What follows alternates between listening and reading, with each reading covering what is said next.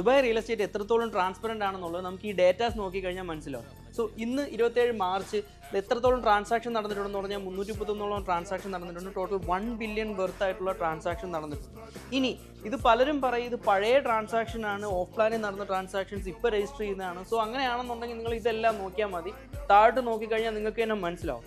So recently smart investors ഇപ്പോൾ എന്താ ചെയ്യുന്നതെന്ന് പറഞ്ഞാൽ പരമാവധി പ്രോപ്പർട്ടീസ് വാങ്ങിച്ച് കൂട്ടാൻ തുടങ്ങിയിട്ടുണ്ട്. കാര്യം എന്താണെന്ന് പറഞ്ഞു കഴിഞ്ഞാൽ ഒരുപാട് ഓഫേഴ്സും ഡിസ്കൗണ്ട്സും കാര്യങ്ങളും ഉണ്ട്. അതെല്ലാം വെച്ചിട്ട് ആൾക്കാർ പ്രോപ്പർട്ടീസ് വാങ്ങിച്ചു തുടങ്ങി. ഇനി അതേ കണക്ക് തന്നെ ഇതിൽ നിങ്ങൾ നോക്കുകയാണെന്നുണ്ടെങ്കിൽ ഇതിനകത്ത് ഇന്നലത്തെ ഡേറ്റ എടുക്കാൻ പറ്റും.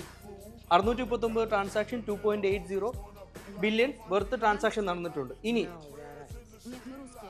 അതുപോലെ തന്നെ ലാസ്റ്റ് 7 ഡേയ്സിലുള്ള ട്രാൻസാക്ഷൻസ് നിങ്ങൾ നോക്കുകയാണെന്നുണ്ടെങ്കിൽ 3016 ട്രാൻസാക്ഷൻ നടന്നിട്ടുണ്ട്. 10.6 ബില്യൺ ടോട്ടൽ വെർത്ത് ട്രാൻസാക്ഷൻ നടന്നിട്ടുണ്ട്.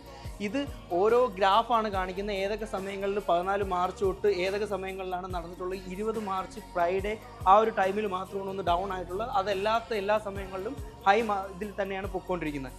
ഇനി അതേ കണക്ക് തന്നെ ലാസ്റ്റ് 30 ഡേയ്സിലെ ട്രാൻസാക്ഷൻസ് എടുക്കുകയാണെന്നുണ്ടെങ്കിൽ 13402 ടോട്ടൽ ട്രാൻസാക്ഷനും 44.16 ബില്യൺ വെർത്ത് ആയിട്ടുള്ള ട്രാൻസാക്ഷൻസും ദുബായിൽ നടന്നിട്ടുണ്ട്. സോ ഇതാണ് നിങ്ങൾ നോക്കാനുള്ളത്. അല്ലാതെ മാർക്കറ്റിൽ പലരും പല രീതിയിലും പറയുന്നത് നോക്കേണ്ട കാര്യമില്ല.